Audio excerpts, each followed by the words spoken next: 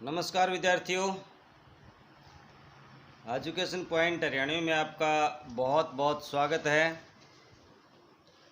बने रहिए आप मेरे साथ।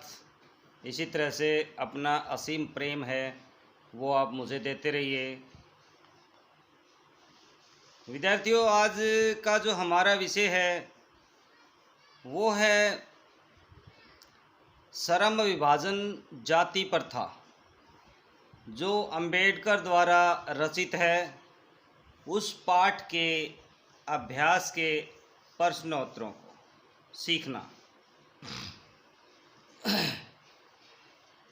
यदि आप मेरे चैनल पर नए हैं तो चैनल को अभी सब्सक्राइब ज़रूर कर लें, क्योंकि मैं आपका पूरा सिलेबस है वो रूटीन से करवा रहा हूँ। इससे पीछे के भी आप वीडियो देख सकते हैं, जिनमें आपको कक्षा 8वीं से और 12वीं तक के सभी लेसन के अनुवाद और उनके अभ्यास के प्रश्न और व्याकरण भी आपको देखने को सीखने को मिलेगा। आप एजुकेशन पॉइंट हरियाणवी पर सर्च कर सकते हैं, किसी भी चैप्टर का नाम लिख करके।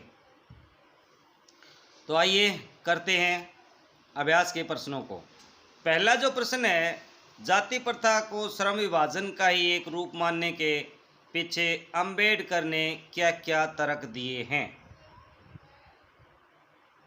भाई, जाति प्रथा को श्रम विभाजन का ही एक रूप न मानने के पीछे अंबेडकर ने निम्नलिखित तर्क दिए हैं। पहला तर्क है, जाति प्रथा श्रम विभाजन के साथ साथ श्रमिक विभाजन करती है। दूसरा है, सभ्य समाज में श्रमिक विभाजन आवश्यक है, परंतु श्रमिकों के विभिन्न वर्गों में अस्वाभाविक विभाजन किसी भी अन्य देश में नहीं है। तीसरा है, भारत की जाति प्रथा में श्रम विभाजन मनुष्य की रुचि पर आधारित नहीं होता है, वह मनुष्य की क्षमता या प्रशिक्षण को दरकिनार करके जन्म पर आधारित पेशा निर्धारित करती है। चौथा है, जुशुल्यक, ये गलत है भाई।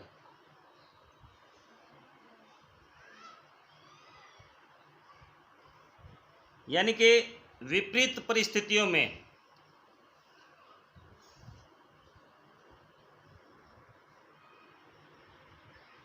इस नंबर 4 की जगह आप इसको किस तरह से लिखेंगे कि ऐसी परिस्थितियों में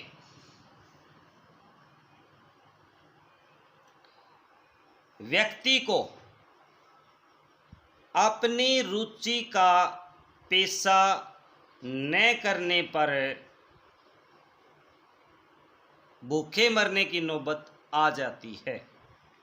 यानी रुचि का पेशा न करने पर, या हम इसको दूसरे तरीके से लिख सकते हैं, निर्धारित पेशा करने के कारण और रुचि न होने के कारण भूखे मरने की नौबत आ जाती है।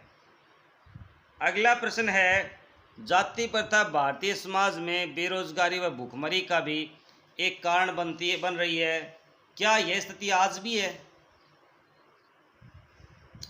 जाति प्रथा भारतीय समाज में बेरोजगारी व भूखमरी का भी एक कारण बनती रही है, क्योंकि यहाँ जाति प्रथा पेशे का दोषपूर्ण पूर्व निर्धारण ही नहीं करती, बल्कि मनुष्य को जीवन भर के लिए एक पेशे से बांध देती है। उसे पेशा बदलने की अनुमति नहीं होती है। भले ही पेशा अनुपयुक्त या अपर्याप्त होने के कारण वह भूखों मर जाए।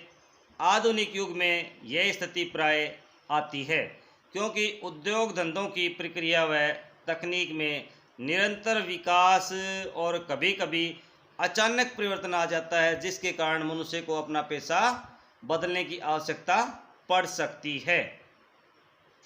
अगला जो प्रश्न है पढ़ सकते हैं इसके आगे। ऐसी परिस्थितियों में मनुष्य को पेशा न बदलने की स्वतंत्रता न हो तो भूखमरी और बेरोजगारी बढ़ती है। हिंदू धर्म की जाति प्रथा किसी भी व्यक्ति को पैतृक पेशा बदलने की अनुमति नहीं देती है।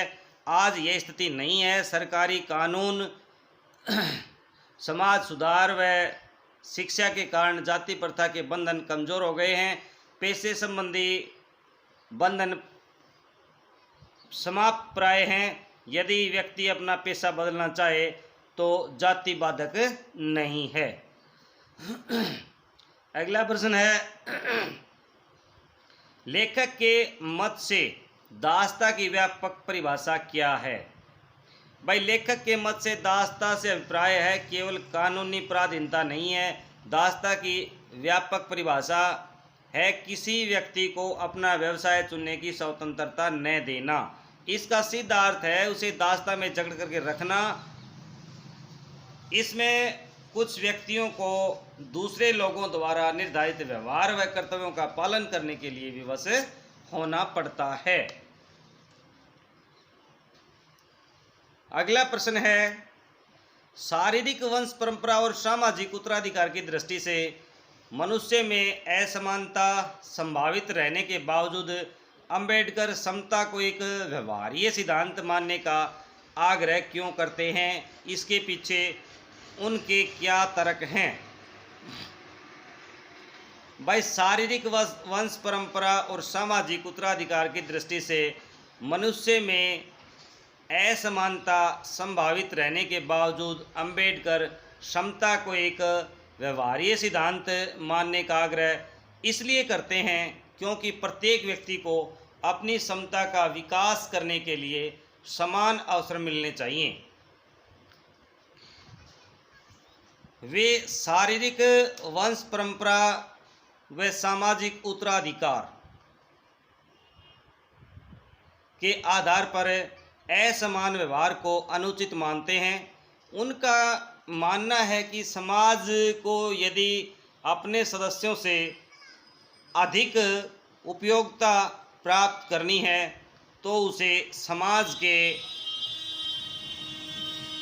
सदस्यों को आरंभ से ही समान अवसर व समान व्यवहार उपलब्ध करवाने चाहिए।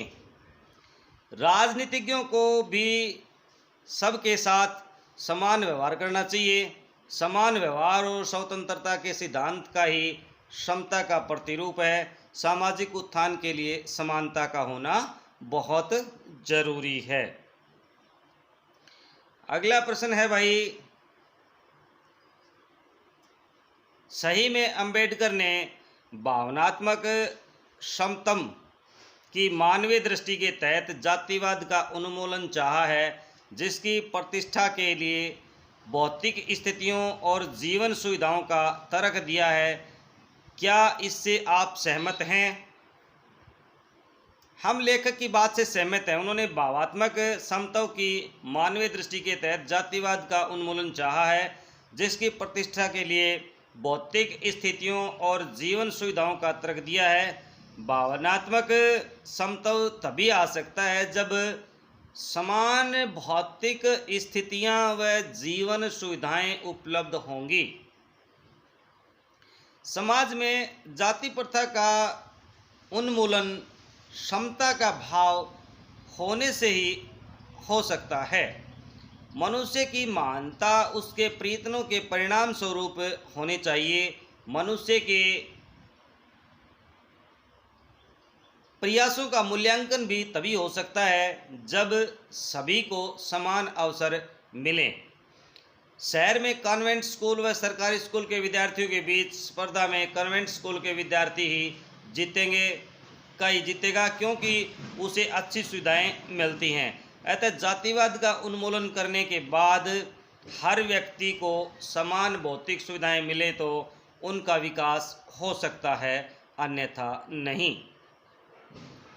अगला प्रश्न है आदर्श समाज के 3 तत्वों में से भ्रातृता को रख करके लेखक ने अपने आदर्श समाज में स्त्रियों को भी सम्मिलित किया है अथवा नहीं। आप इस भ्रातृता शब्द से कहाँ तक सहमत हैं। यदि नहीं तो आप क्या शब्द उचित समझोगे। समझेंगी। लेखक ने अपने आदर्श समाज में भ्रातृता के अंतर्गत स्त्रियों को भी सम्मिलित किया है। भ्रातृता से अभिप्राय भाईचारे की भावना अथवा विश्व बंधुत्व की भावना से है। जब यह भावना किसी व्यक्ति विशेष या लिंग विशेष की है ही नहीं, तो स्त्रियां स्वाभाविक रूप से इसमें सम्मिलित होती हैं। आखिर स्त्री के प्रति प्रेम भी तो बंधुत्व की भावना को ही प्रकट करता है। इसलिए मैं इस बात से पूरी तरह से सहमत हूँ कि यह शब्द पूर्णता का द्योतक है। आइए देखते हैं कुछ अन्य प्रश्न। अंबेडकर के इस कथन का आशय स्पष्ट कीजिए। गर्भधारण के समय से ही मनुष्य का पेशा निर्धारित कर दिया जाता है। क्या आज यह स्थिति विद्यमान है? भाई डॉक्टर अंबेडकर ने भारत की जाति प्रथा पर सटीक विश्लेषण किया है। जहां जाति प्रथा की जड़ें बहुत गहरी हैं, जाति व धर्म के ठेकेदारों ने लोगों के पेशे को जन्म से ही निर्धारित कर दिया है। भले ही वह परंपरागत हो या नहीं हो, उसकी रुचि न हो पर होने पर भी उसे वही कार्य करना पड़ता है। इस व्यवस्था को श्रम विभाजन के नाम पर लागू किया गया है। लेकिन आज ये स्थिति नहीं है। शिक्षा, समाज सुधार, तकनीकी, सरकारी विकास, कानून आदि के कारण जाति के बंधन है वो ढीले हो गए हैं। व्यवसाय के क्षेत्र में जाति का महत्व नगण्य हो गया है। डॉक्टर भीमराव की कल्पना के आदर्श समाज की आधारभूत बातें संक्षेप में बताइए। आदर्श समाज की स्थापना में डॉक्टर अंबेडकर के विचारों की सार्थकता पर अपने विचार प्रकट कीजिए। तो भाई डॉक्टर भीमराव अंबेडकर की कल्पना के आदर्श समाज की आधारभूत बातें निम्नलिखित हैं। नंबर 1, उनका आदर्श समाज स्वतंत्रता, समान, समता एवं भ्रातृता पर आधारित होगा। उस समाज में गतिशीलता होनी चाहिए जिसमें कोई भी वांछित परिवर्तन समाज के एक छोर से दूसरे छोर तक संचारित हो सके। ऐसे समाज के बहुविधि हितों में उन सबका हित होगा। सबको उनकी रक्षा के प्रति सजग रहना चाहिए। चौथा है, सामाजिक जीवन में अबाध यानी बिना बाधा के संपर्क के अनेक साधन व अवसर उपलब्ध होने चाहिए। डॉक्टर अंबेडकर के विचार निश्चित रूप से क्रांतिकारी हैं, परंतु व्यवहार में यह बेहद कठिन है। व्यक्तिगत गुणों के कारण जो वर्ग समाज पर कब्जा किए हुए हैं वे अपने विशेष अधिकारों को आसानी से नहीं छोड़ सकते। यह समाज कुछ सीमा तक ही स्थापित हो सकता है। अगला प्रश्न है भाई, जाति और श्रम विभाजन में बुनियादी अंतर क्या है? श्रम विभाजन और जाति प्रथा के आधार पर उत्तर दीजिए। इंपॉर्टेंट क्वेश्चन है भाई, ध्यान रखना। ये जाति और श्रम विभाजन में बुनियादी अंतर यह है कि जाति के नियामक विशिष्ट वर्ग के लोग हैं। जाति वाले व्यक्तियों की इसमें कोई भूमिका नहीं है। ब्राह्मणवादी व्यवस्थापक अपने हितों के अनुरूप जाति का व उनका कार्य निर्धारित करते हैं। वे उस पेशे को विपरीत परिस्थितियों में भी नहीं बदलने देते, भले ही लोग भूखे मर जाएं। श्रम विभाजन में कोई व्यवस्थापक नहीं है। यह वस्तु की मांग, तकनीकी विकास, सरकारी फैसलों पर आधारित होता है। इसमें कोई भी व्यक्ति अपना पेशा बदल सकता है। अगला है भाई, लोकतंत्र से लेखक का क्या अभिप्राय है?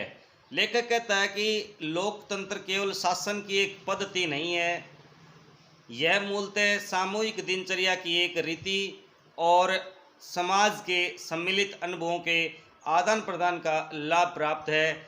इनमें यह आवश्यक है कि अपने साथियों के प्रति श्रद्धा व सम्मान का भाव हो। उनका मानना है कि दूध पानी के मिश्रण की तरह भाईचारे का नाम ही लोकतंत्र है। इसमें सभी का सहयोग होना चाहिए। अगला प्रश्न है, लेखक ने मनुष्य की समता के बारे में क्या बताया है? लेखक बताता है कि मनुष्य की समता 3 बातों पर निर्भर करती है भाई। पहला, शारीरिक वंश परंपरा। दूसरा, सामाजिक उत्तराधिकार अर्थात सामाजिक परंपरा के रूप में माता पिता की कल्याण कामना, शिक्षा तथा वैज्ञानिक ज्ञान अर्जन आदि सभी उपलब्धियां उसके कारण सभ्य समाज जंगली लोगों की अपेक्षा विशिष्ट शिक्षा प्राप्त करता है। और तीसरा होता है मनुष्य के अपने प्रियतन। तो लेखक का मानना है कि असमान प्रियतन के कारण असमान व्यवहार को अनुचित नहीं कहा जा सकता, पर वे प्रथम 2 बातों पर असमानता को अनुचित मानते हैं। अगला प्रश्न है भाई, श्रम विभाजन की दृष्टि से भी जाति प्रथा गंभीर दोष से युक्त है, स्पष्ट करें। लेखक कहता है कि जब श्रम विभाजन की दृष्टि से जाति प्रथा दोषों से युक्त है, इस विषय में निम्नलिखित तर्क देता है भाई। पहला है, जाति प्रथा का श्रम विभाजन मनुष्य की इच्छा शक्ति से नहीं होता है। दूसरा, मनुष्य की व्यक्तिगत भावना तथा व्यक्तिगत रुचि का इसमें कोई स्थान अथवा महत्व नहीं रहता है। तीसरा है, जाति प्रथा के कारण मनुष्य में दुर्भावना से ग्रस्त रह करके टालू काम करने में कम काम करने की भावना उत्पन्न होती है। चौथा है, जाति प्रथा के कारण श्रम विभाजन होने पर निम्न कार्य समझे जाने वाले कार्यों को करने वाले श्रमिक को भी हिंदू समाज घृणित व त्याज्य समझता है। अगला प्रश्न है, अंबेडकर समता को काल्पनिक वस्तु मानते हैं, क्यों? इंपॉर्टेंट क्वेश्चन है भाई। अंबेडकर का मानना है कि जन्म सामाजिक स्तर प्रयत्नों के कारण भिन्नता व असमानता होती है। पूर्व समता एक काल्पनिक स्थिति है। इसके बावजूद वे सभी मनुष्यों को विकसित होने के समान अवसर देना चाहते हैं। वे सभी मनुष्यों के साथ समान व्यवहार करते हैं। तो विद्यार्थियों, इसमें मुख्य प्रश्नों को हमने पढ़ लिया है। इम्पोर्टेंट लेसन है। इसमें जो मुख्य प्रश्न थे उनके बारे में मैंने बताया भी है कि ज़्यादा इम्पोर्टेंट है, तो उनको थोड़ा सा विशेष महत्व दें। कॉपी में इसको राइट डाउन कर लें। और विद्यार्थियों, वीडियो को शुरू से लेकर अंत तक ज़रूर देखा करें, नहीं तो आपको प्रश्न है वो समझ में नहीं आते हैं, आपका अनुवाद है वो आपको अच्छे से समझ नहीं आता है। तो बने रहिए आप मेरे साथ एजुकेशन पॉइंट हरियाणवी पर। अगले वीडियो में हम मिलते हैं नई पुस्तक के साथ। वितान का पहला अध्याय अगले वीडियो में लेकर के मैं आऊँगा। तब तक के लिए जय हिंद, जय भारत विद्यार्थियों।